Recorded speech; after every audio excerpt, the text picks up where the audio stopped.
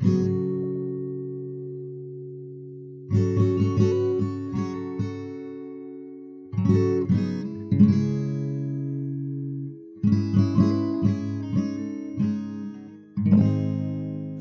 very fortunate to work in a field and to live in a society where I can pretty much say anything I want, and as long as it's not a clear and present danger to somebody else, I don't really have to worry about any legal repercussions of speaking my mind.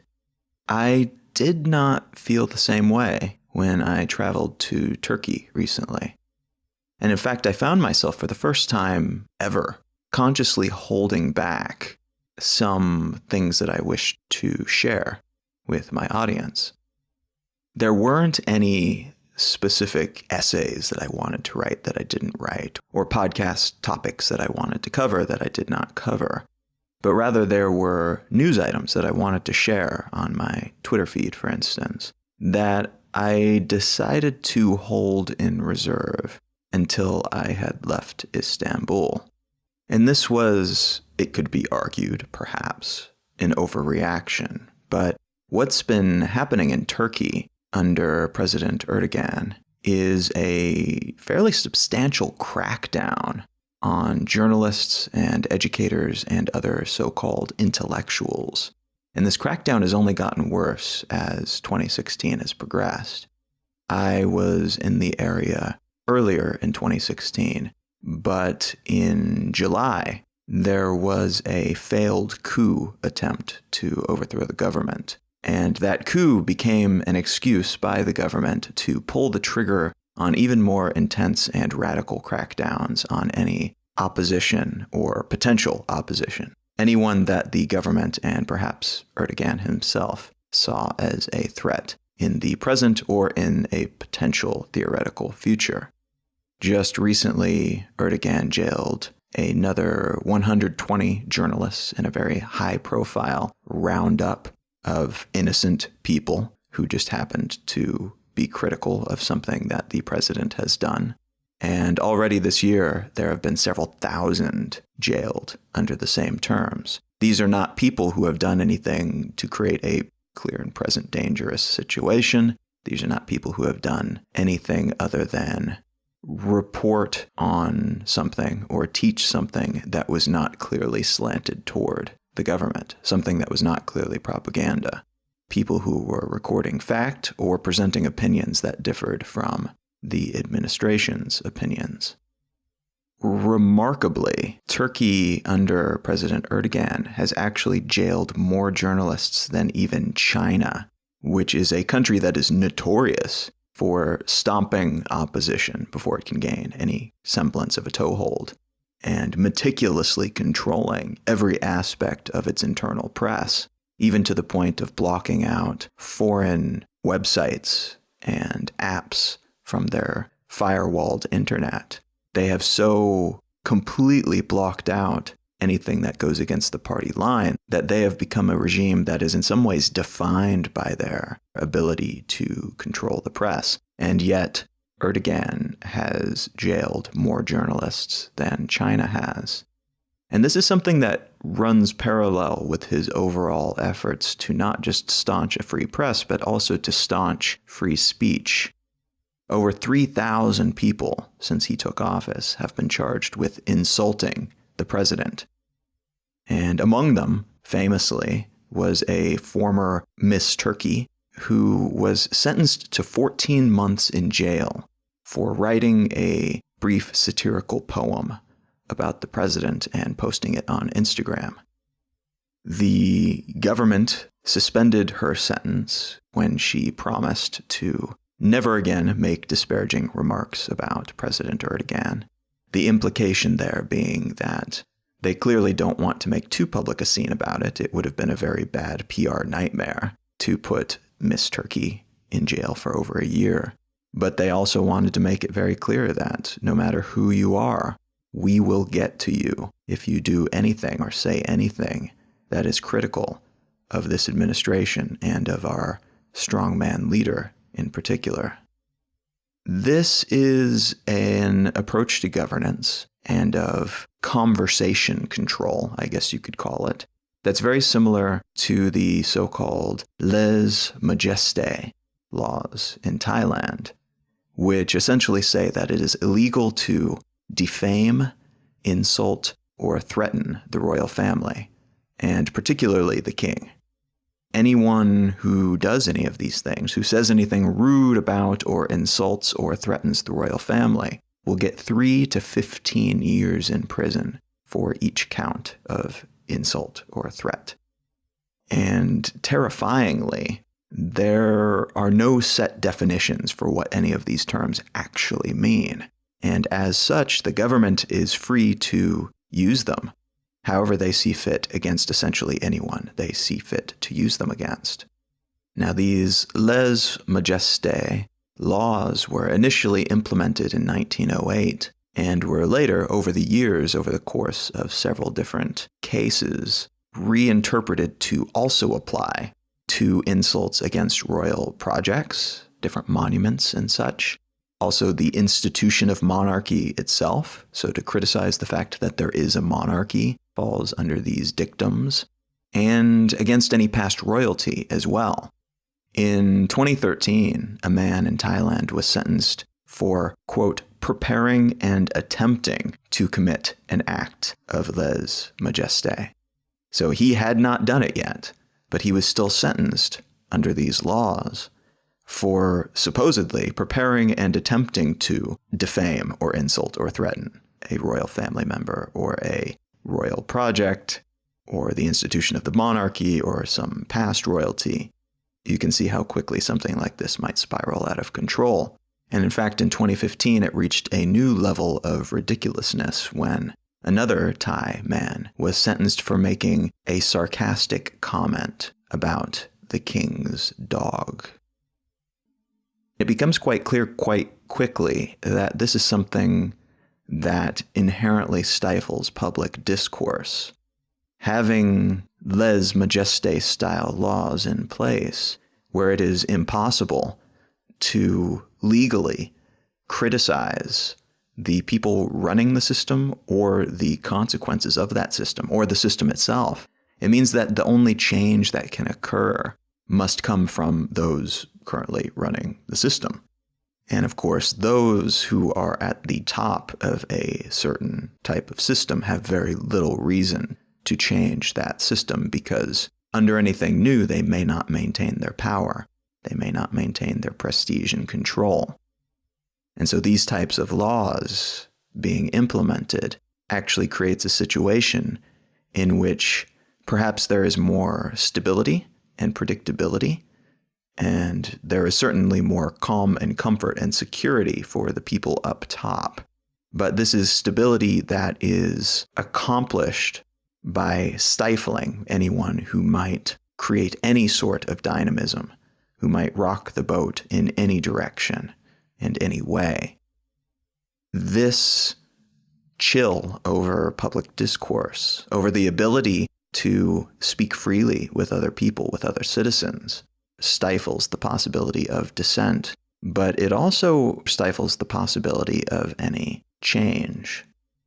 Because when you don't know who you can trust, it's nearly impossible to create an accurate record of what's actually happening and note in a consistent and concrete manner the flaws within the system in which you're operating.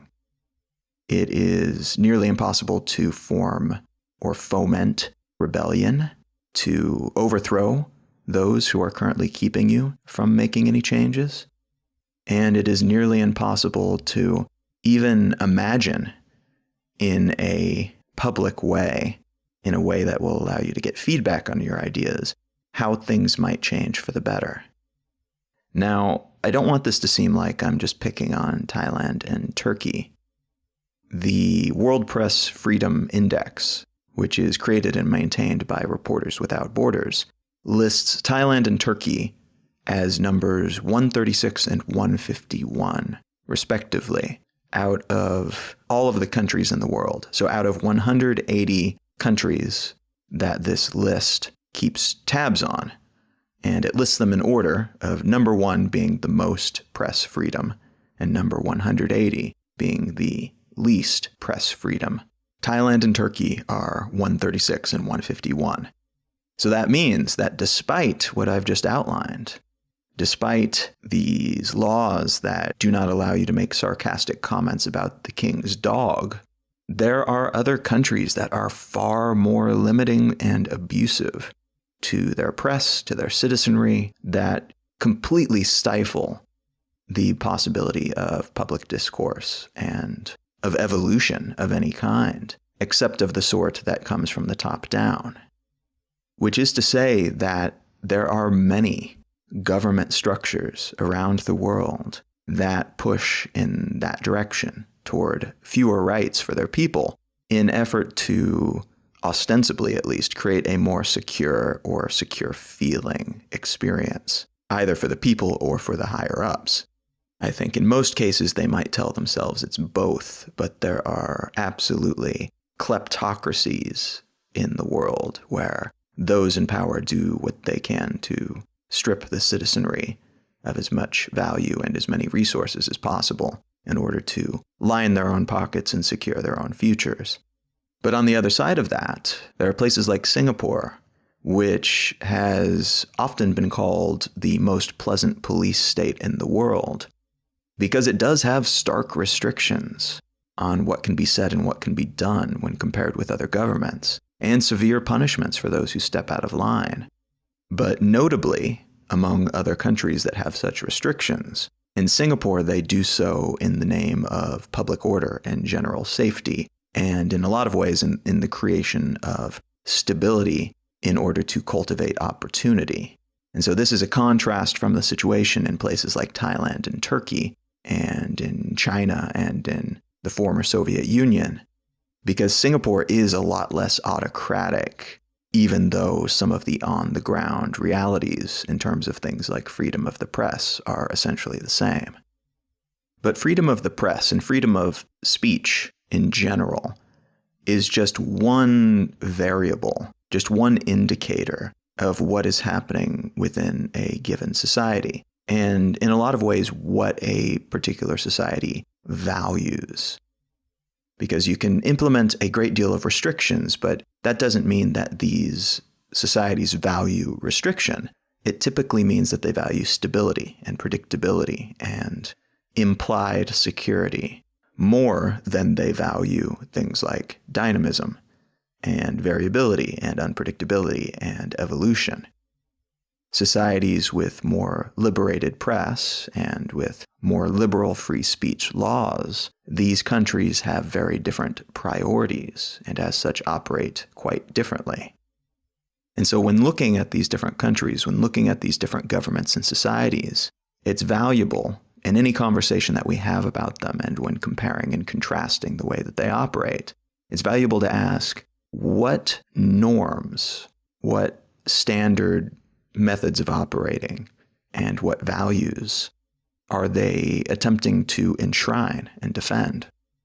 And as a follow-up to that question, what happens within any society when they find that their norms are being disrupted?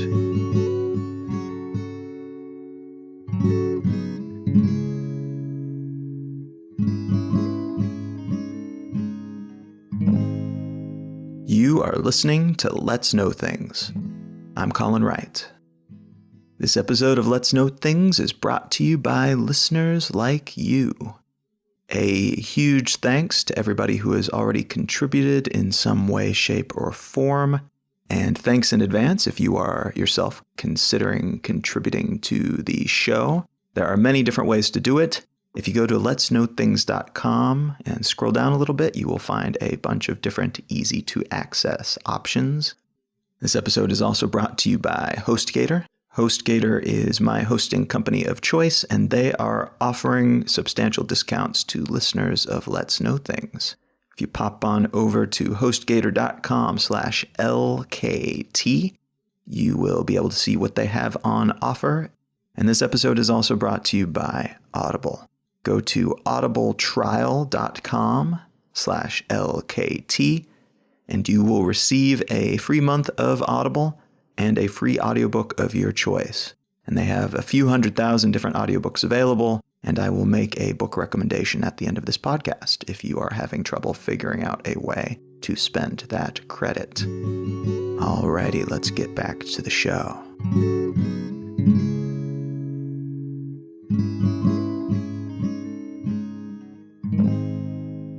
The article that I want to unspool today comes from the New York Times, and it's entitled, "Ritual of Ever-Present Coverage May Not Pass Muster with Trump."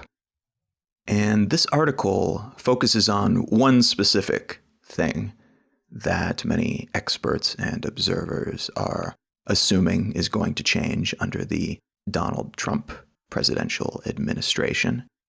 And that is the idea of having a presidential press pool that follows the president around. And what this amounts to is a collection of journalists that go everywhere the president goes every day. And this is something that a lot of people, I think, don't even know exists, but it is a precedent that was set during the FDR administration. And it's not a legal obligation like many of the things that Trump is purported to do away with. This is more of a tradition, and it's something that has shown its value over the years. It's something that essentially means at any given point, if something happens, the press is there to capture that moment in history. One of the more frequently cited episodes of this actually happening is during 9/11, when President George W. Bush received the news that the World Trade Center in New York had been attacked. We have documentary footage and photography and everything else of what happened that morning with the president, despite the fact that the only thing on his schedule was to go to a school and read a children's book to children. There was absolutely no reason for the press to be there. There was no story actually occurring on that day. And yet we had the press there to capture what happened. And so the concept of the press pool is part to document history in that way. It's also part somewhat protective in a way to have a large group of people around the president at any given moment, just in case something were to happen. And it also ensures that should the president need to make an announcement, spur of the moment, there is always somebody there who has a massive megaphone that he or she can reach out to and amplify their message very quickly. And so there are absolutely transparency purposes, there are historical purposes, and there are tradition purposes around the presidential press pool. And it is assumed that Trump will do something to change this. If he doesn't do away with it completely, he will probably change it so that he is able to dodge the press when he wants to, so that he can go about his other business or operate with less transparency.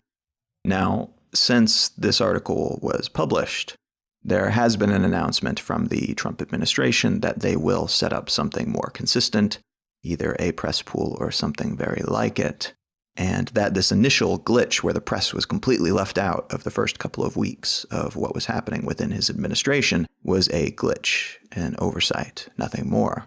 But to me, what's really interesting about this matter and about so many of the other discussions that we are having on this eve of a new, highly contentious administration is that what it's really about, what this and what so many other things we're talking about are really about, is the clash between the status quo and what might follow that. It's kind of an outrage in favor of the way things have been done and against the way things might be done in the future. And I say this not because I think there's anything wrong with the press pool or say the idea that U.S. presidents shouldn't have financial entanglements that might sway their judgment, which is another thing that is all over the news right now as I record this. I say it because it seems that in the decisions that we make and in the biases that we have, and even in the way that we see the world, our very perspective, the way that we filter all the news that we take in, we have a tendency to prioritize last year's revolutionary ideas over this year's revolutionary ideas. Today's novelty, what seems novel to the present version of us, is threatening. But the last round of novel ideas, which have now become normal, those we're good with. That is what we will defend tooth and claw. Or said another way, we are biased toward previous changes that have become our norms, and against changes to those previous changes. We are against things that might threaten today's norms. This is a concept that is kind of big, and I think it warrants some examples. Let's start with the concept of Westphalian sovereignty.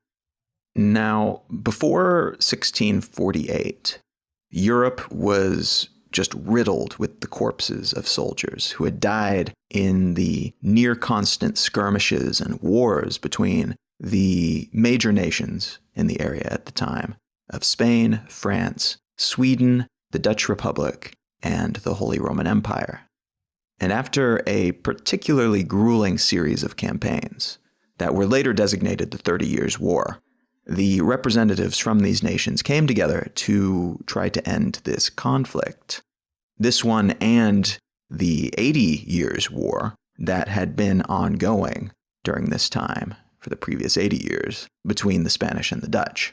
And so they met to try to end these conflicts, and the consequences of these discussions was a series of treaties that were collectively called the Peace of Westphalia.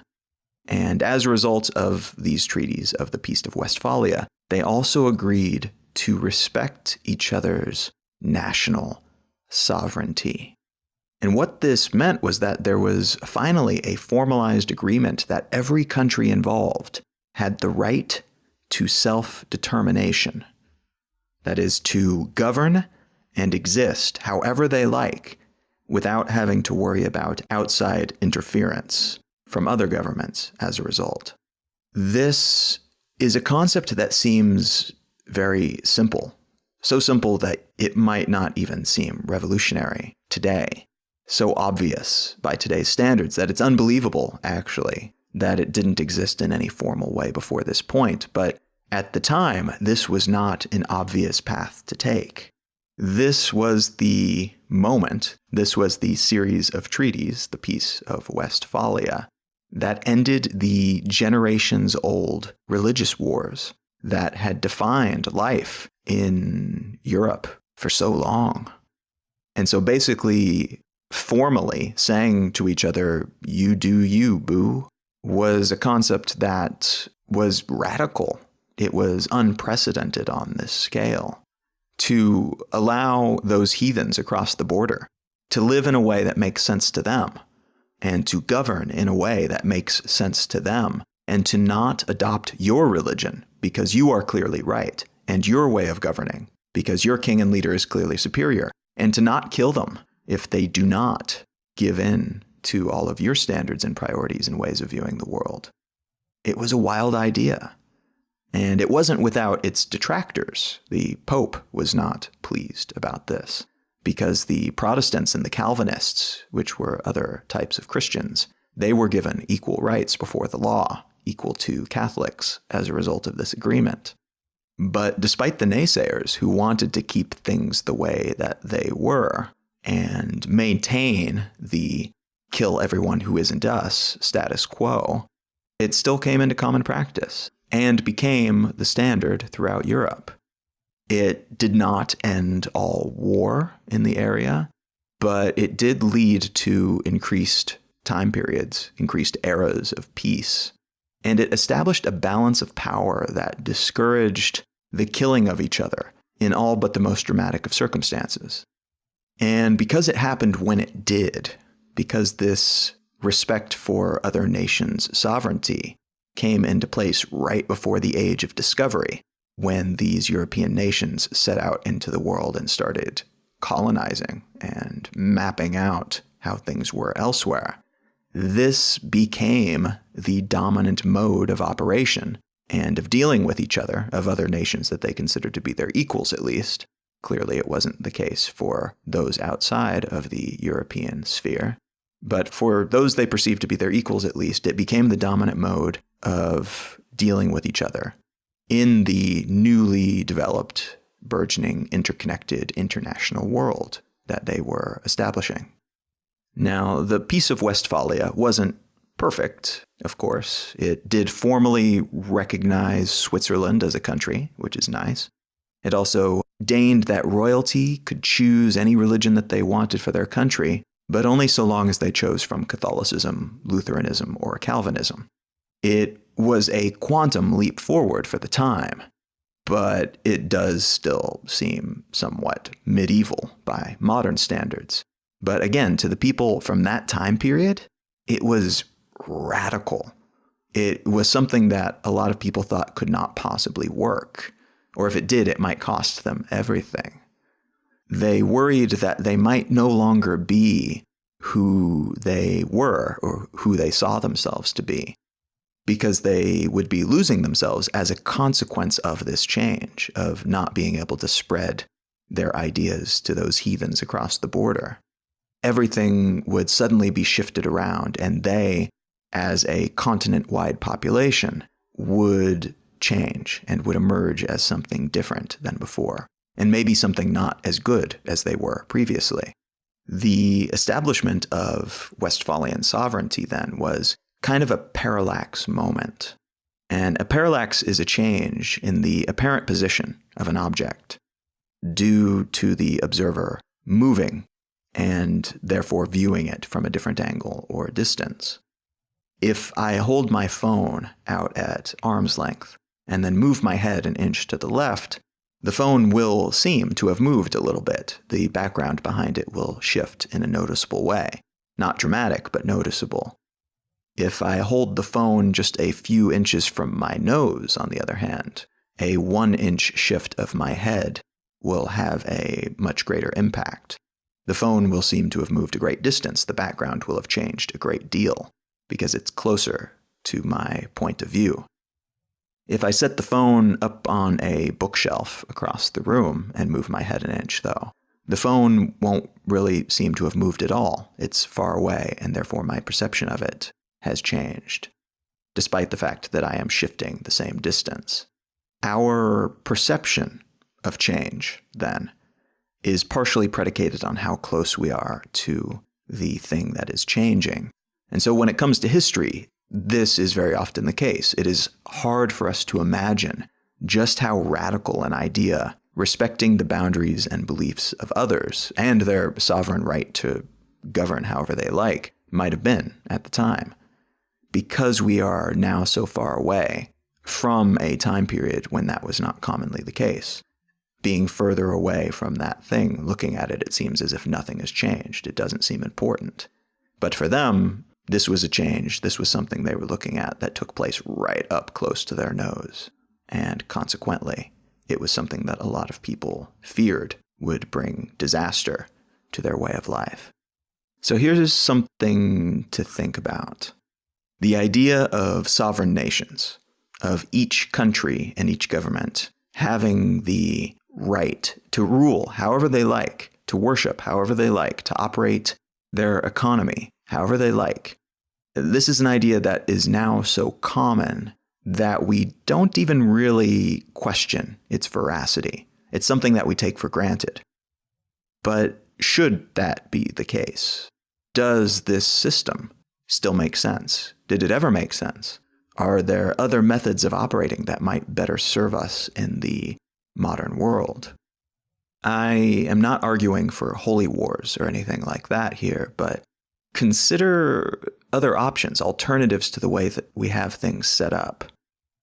Consider the idea of a so-called supply chain world, one in which we do away with borders completely, and instead the world is made up of an interconnected network of supply chains and electrical grids and things of that nature, all webbed between hubs, city-states that operate as nodes in this network, and a focus on influence over somewhat arbitrary lines in the sand.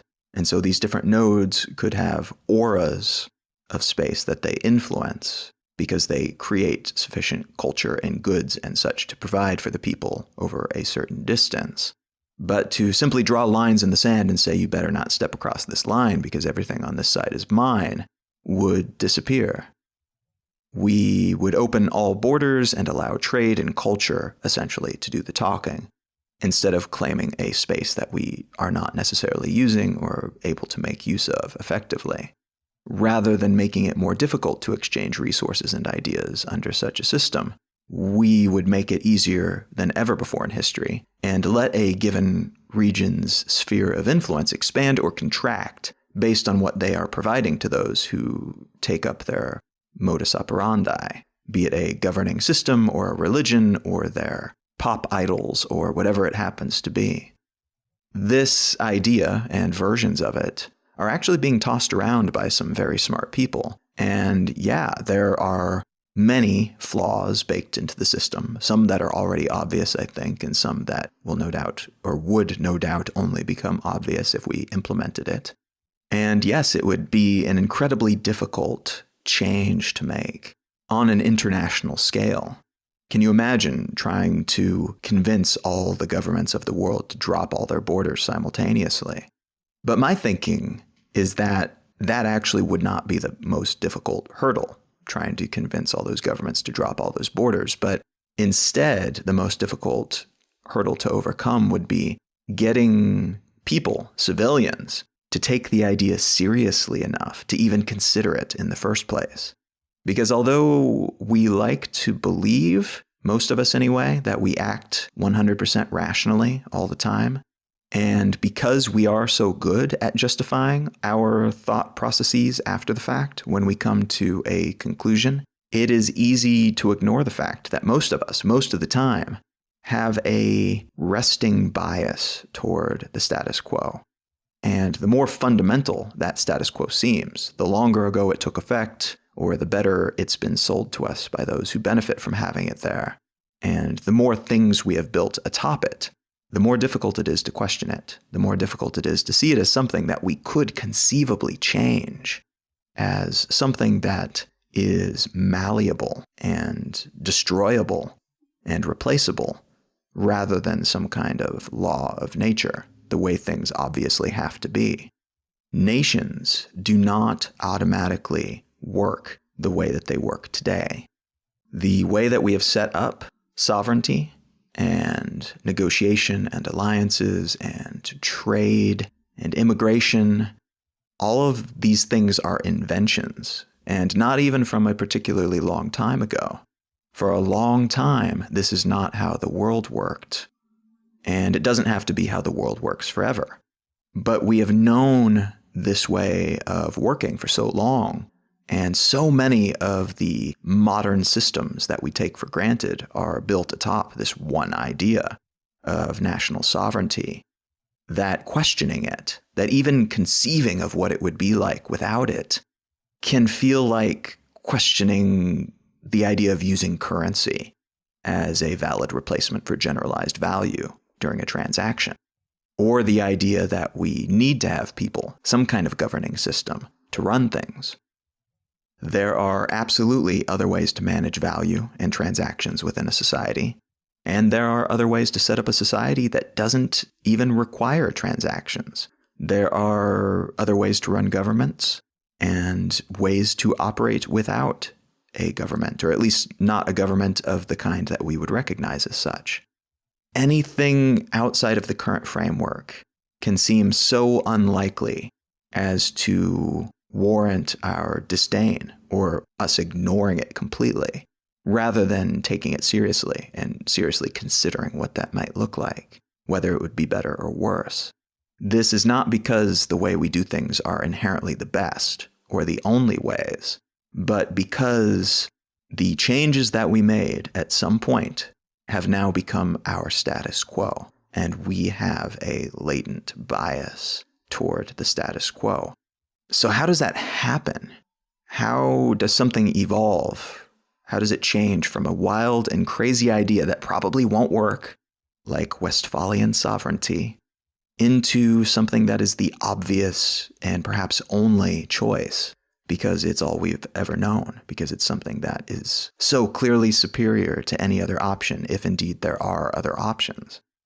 This type of intellectual entrenchment is something that does happen naturally, I think, with time, but there is also plenty of incentive for governments and other players who benefit from a particular system to spread the good word about it, to bang the drums a little in its favor. Sometimes this is done very intentionally and in ways that are obvious at the beginning, from the outset. Take a look at propaganda from any point in history, and you will see what I'm talking about. The former USSR, the Soviet Union, was a rich tapestry of remarkable propaganda. And the posters that they've made in particular are some of my favorites of all the propaganda posters that have ever been made anywhere in the world. These posters go on and on about subjects as diverse as giving 110% every day when you go to work in an effort to meet the standards of their 5-year plan. Some of them are about going to space and how that is the natural next step for an industrialized nation. And then others are more obscure but very specific, like the idea that corn is a wonder vegetable and how it deserves our respect and for us to plant it everywhere.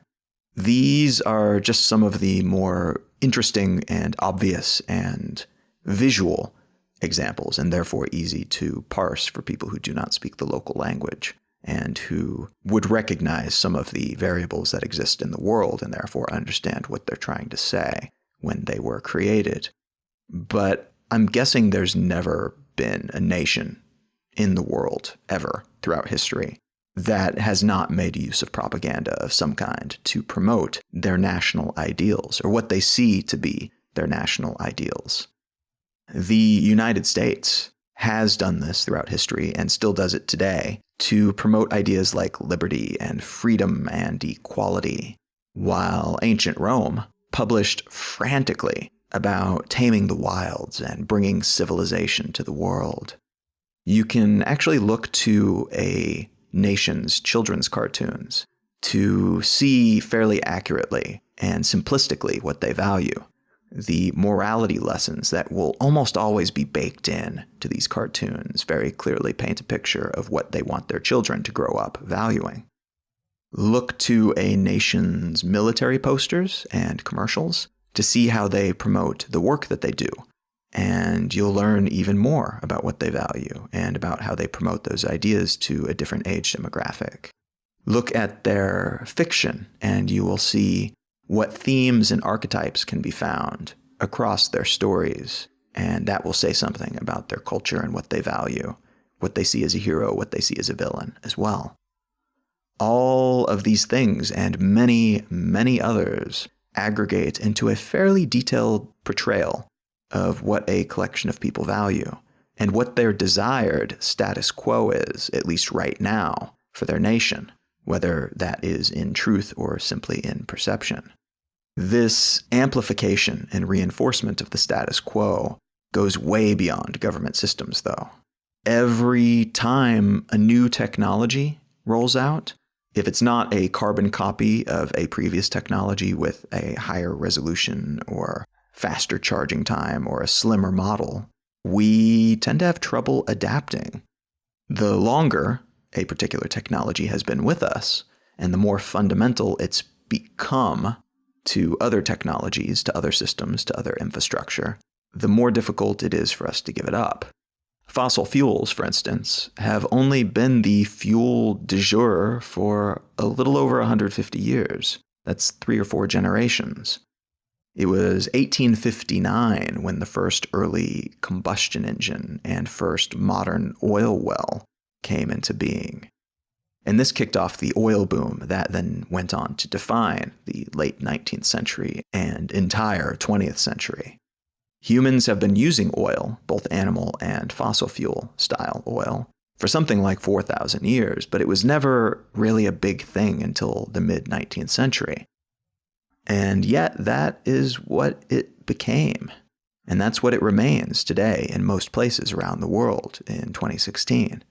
Even though we have many other technologies available now, and we have the ability to imagine what the world would look like without fossil fuels, actually figuring out what the reality of that sort of situation would be is a somewhat difficult proposition.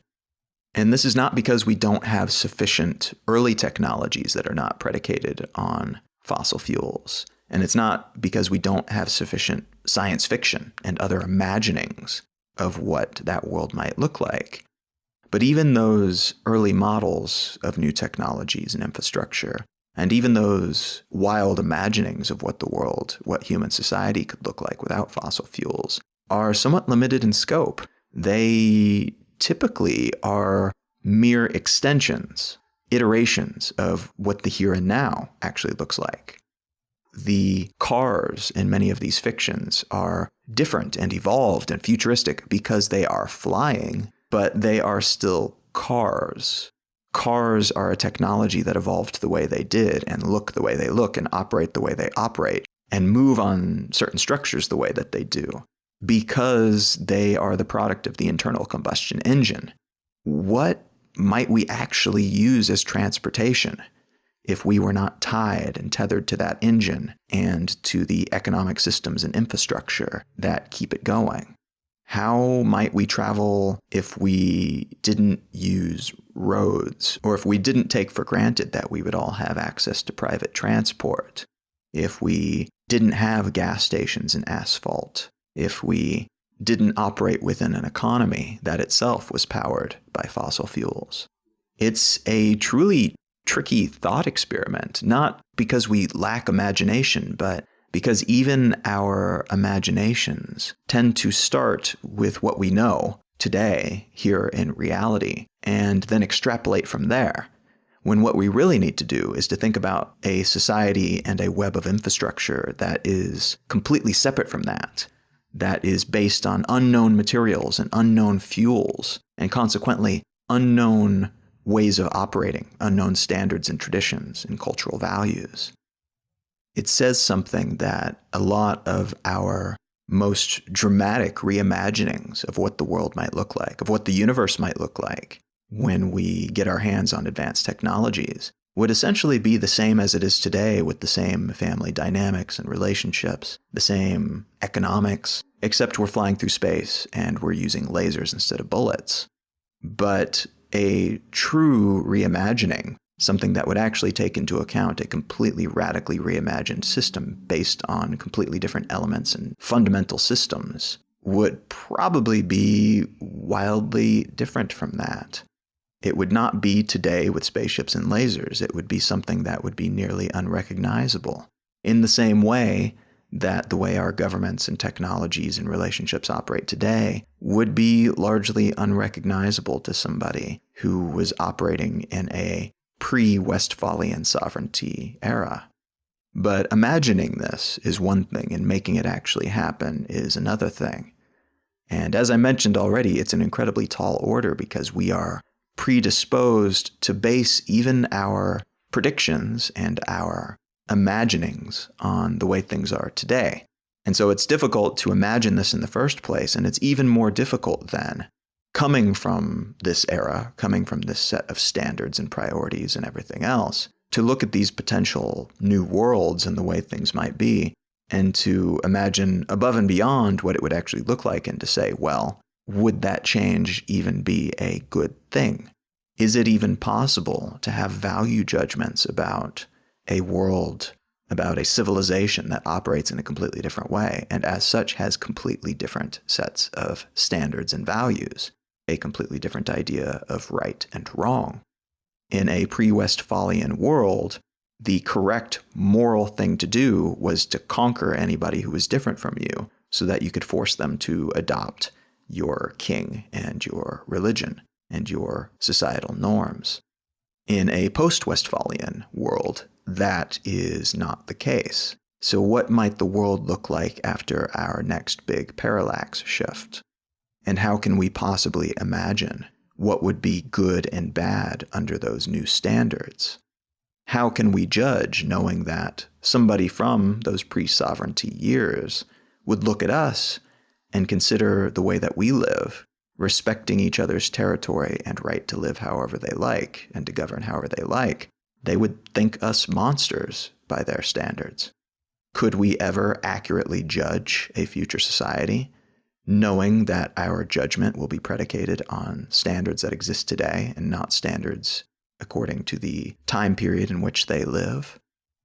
I think most fiction, most science fiction in particular, doesn't actually try to predict anything. It more gives us an excuse to think outside of our current situation. And even if that thinking doesn't go much further than just replacing bullets with lasers and cars with spaceships, it's still an opportunity to practice our ability to step outside of the way things are and imagine the way things might be.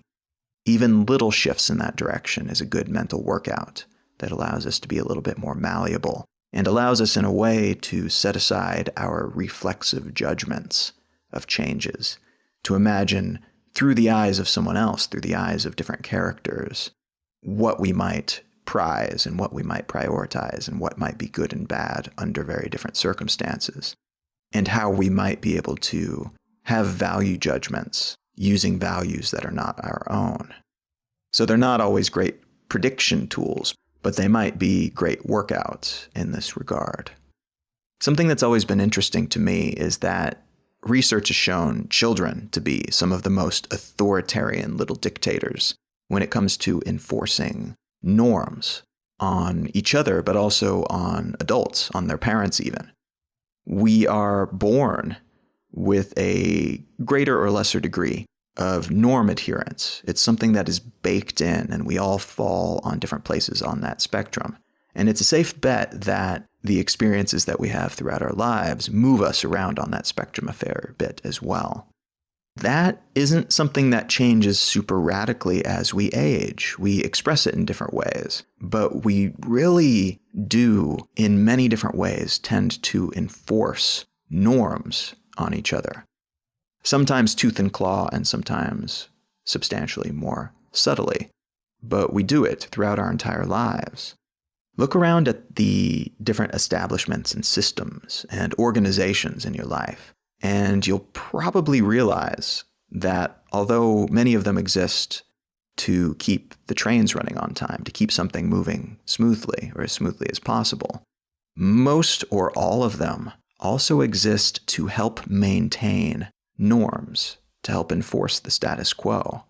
Some of them, as I mentioned before, like governments, also play a large role in establishing what those norms happen to be, either because they are pre-existing or because they would like to establish new norms for their society to take on and uphold. But status quo maintenance is a more common and fundamental trait of most systems and organizations. And frankly, that's a good thing. Much of what anyone who exists in the world today is able to enjoy infrastructurally is the consequence of the norms that we have developed over the years. Being able to walk down the street without being killed is the result of a social construct that we benefit from. That you can own money and generally assume that that money is exchangeable for goods and services is another largely positive norm. That your nation will typically be able to maintain its sovereignty and not have another nation come in and enforce their beliefs on you is another nice benefit of living in a time where there are so many well-defined, well-defended norms. If we went running around changing the status quo willy-nilly all the time, it is very unlikely that we would benefit from so many predictable, quality of life enhancing social conventions. But that these norms are so well entrenched also means that they are far more difficult to change. Part of this is because change can sometimes imply a sort of disrespect for those who have come before, to our elders, our ancestors, to those who built much of the world that we live in and enjoy. It's notable how many cultures around the world have kind of built-in mores and traditions around respecting their elders. We really don't like to rock the boat when it comes to that kind of thing, and it is also common and understandable that those who have grown up knowing one way of life will not want to see that way of life change, or will find new things repugnant because they do not apply or are not relevant to them, and their needs and beliefs and priorities having come from a different time period. But those of a younger generation will have perhaps the same response to the older generation's norms. They will look at them and say, this is not relevant to me, and they will chafe under the weight of these traditions that do not fit them quite as well as they should. This is very often what leads to iteration, but also eventually, if the change in priorities and perspective from one generation to the next is large enough, it is what leads to the larger shakeups and eventual change in the status quo. And it's important to remember that change and evolution of this kind is not a natural thing that we can take for granted. It's not something that just happens without us even trying. It is incredibly common for cultures to stagnate and to grow brittle with age and to be broken or replaced by something new. Throughout history, groups that have not stayed malleable enough to change with the times and adjust their composition and shape over the years, they have drifted away, and typically far more quickly than those who have at least some small appetite for novelty and dynamism. The idea that the past kicked ass and everything new sucks is not one that is limited to older generations and analog-obsessed hipsters. It is common. It's a common cultural trope. It's a mindset that perpetuates the familiar at the expense of the new, and very often it romanticizes time periods and lifestyles that didn't actually happen, or at least not in the way that they remember it. And this is a good thing as well. Having some pushback against the continuous onslaught of change is something that is positive because it does maintain a lot of the quality of life benefits that we take for granted. Not all changes that are made to a system or that could be made to a system will be an improvement on the previous iteration. More than once throughout history, a government that operated just so-so, that operated okay, was replaced by a government that was horrible and that caused great suffering in almost everyone who lived under its rule. More than once throughout history, an older, reliable, but somewhat unexciting technology was replaced by a shiny new one that sucked, that turned out to be a dud. In a way, you could say that the unspoken purpose of most of our institutions isn't to completely stifle change, but to provide just enough pushback, just enough friction that things don't go crazy and go completely off the rails. The upsetting of this balance, I think, is where we run into issues. We don't want to cling to the past at the expense of the present and the future, but we also don't want to forget what happened before, both because we can learn from our mistakes and successes, and because it helps tether us to feel that we are part of something bigger, that we are the consequence and extension of larger ideas and movements that have percolated and changed things across time. But unfortunately, sometimes this isn't the case. Sometimes maintaining the status quo means keeping oneself in power, and as such, institutions that might otherwise exist to maintain a sense of cultural, historical dignity are instead appropriated for the purposes of scaring would-be change makers and antagonists. In Thailand and Turkey, for instance, we have two examples of ruling parties who use their control and use their mechanisms that they could use to just add a bit of friction so that things don't change too quickly. They instead use these as tools to reinforce their dominance. In other places, the US very much included, you can find individuals and some groups that are power players doing the same thing or attempting to do the same thing, to weaponize the friction-creating institutions and systems that we have in place, and to aim them at dissidents who might threaten their own power and position. Fortunately, so far at least, in a lot of these countries, again, the US included, these larger structures and systems still have sufficient checks and balances to keep any one person or any one group of people from taking wholesale dominance. We will see what the future holds in that regard. I hope this continues to be the case, but you never know. One thing I do feel fairly certain about, however, is that whomever does take control or take the majority of control, regardless of why, will do their best to ensure that the system put into place seems like the only correct way for things to operate. They will use propaganda, both overt and covert, both direct and indirect, to ensure that the reality their people experience day to day becomes the new norm, the new status quo that they expect and defend. They will do their best to ensure that the world that they create for their people becomes the only world that their people can easily conceive of. I recently returned from a trip to New Zealand, and I lived something like 6 or 7 years ago on the South Island in the city of Christchurch. And shortly after I moved away, Christchurch was essentially destroyed by a series of earthquakes at the end of 2010 and beginning of 2011. And this rendered their downtown essentially unlivable, and people fled to the outskirts of town.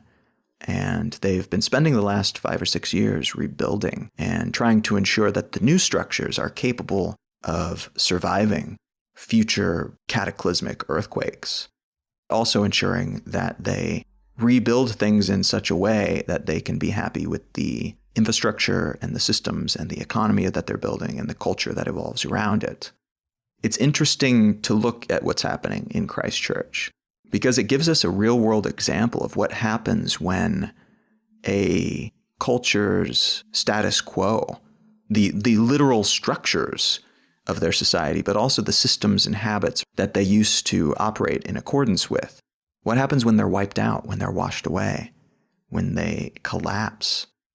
This is a city that had essentially all of their infrastructure, and particularly their antique, older infrastructure, demolished over the course of a very short period of time. And so I don't think anyone in the area, given the opportunity to prevent what happened, would fail to pull the trigger on that. They would absolutely try to prevent everything from being destroyed, people from dying, their wealth from diminishing. But at the same time, a lot of people now, the ones who are helping to rebuild in particular, are looking for what opportunities they can find, are trying to figure out, well, that infrastructure is gone. That way of doing things is gone. That set of traditions is gone. What do we build now? They are seeing it as an opportunity to build things more intentionally, both literally and figuratively, both their actual buildings and roads and such, but also the way their society operates, the way their society views itself, the norms that they have in place and that they value.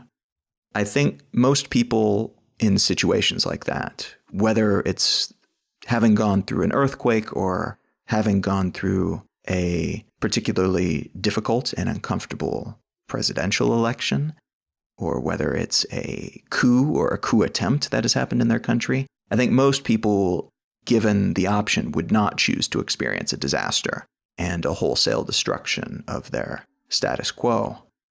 But for those who are willing to look at such things, such changes, as an opportunity as well as a tragedy, there's a lot to be excited about for the future. There's a lot of potential for a group of people who have the opportunity to build things from a far more foundational point than would have been possible before the disaster, to create something that might be even better than it was before. This requires, of course, being able to clear the rubble and then to look at a vast empty space, and rather than succumbing to feelings of isolation and confusion, to see that empty space as the opportunity that it is to build something better, to make changes, to look forward rather than backward. Not all traditions are bad and hold us back, and not all new ideas and new ways of doing things are good and take us forward. But having the ability to take a look at all of the options, both those from the past and those conceptual ones from a potential future, is a rare opportunity. It's rare in the sense that quite typically these changes happen very slowly. And so it's a big responsibility for anyone who finds themselves in such a situation where the way things are done is a phrase that ceases to mean what it once meant. But it's also a great opportunity, and one that ideally we don't simply look at with trepidation, but also as a kind of lump of clay from which we can shape anything that we might be able to imagine.